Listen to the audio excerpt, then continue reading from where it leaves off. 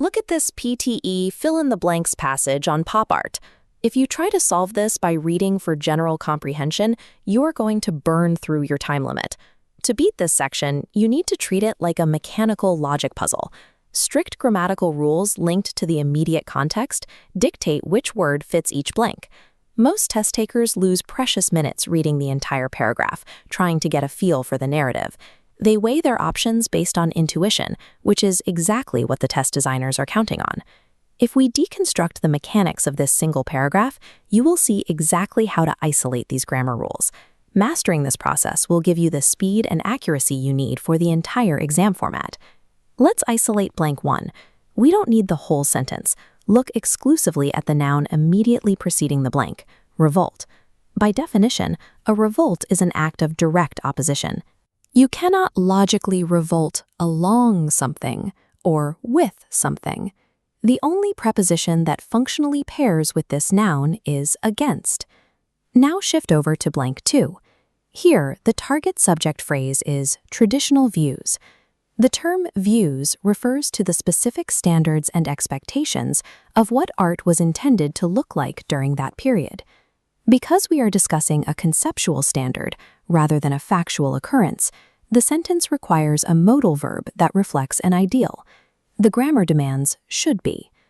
Differentiating between a factual occurrence and a conceptual standard provides the specific logic needed to select the correct modal verb in this sentence. Moving to blank 3, the immediate context gives us a clear trigger phrase, did not have anything. Options like familiar with or relevant in sound perfectly plausible if you read the sentence out loud.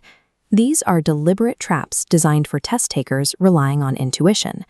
In English, have anything followed by relation to an object triggers a highly specific structural idiom.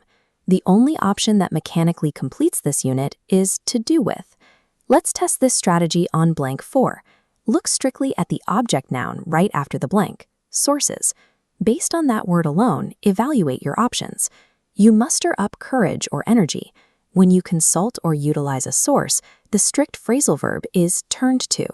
And in the case of pop art, those sources they turned to were comic books, advertising, and Hollywood imagery, a complete departure from museum standards. Approaching fixed phrases and phrasal verbs as single units helps narrow the possible options by clarifying the required grammatical structure. Here is our completed text. By isolating the immediate context, the grammar locks into place piece by piece. There is no guesswork. The noun revolt forced the preposition against. The ideal standard of views required the modal should be. To summarize, 1. Revolt pairs with against. 2. Ideal views pair with should be. 3. Have anything completes with to do with.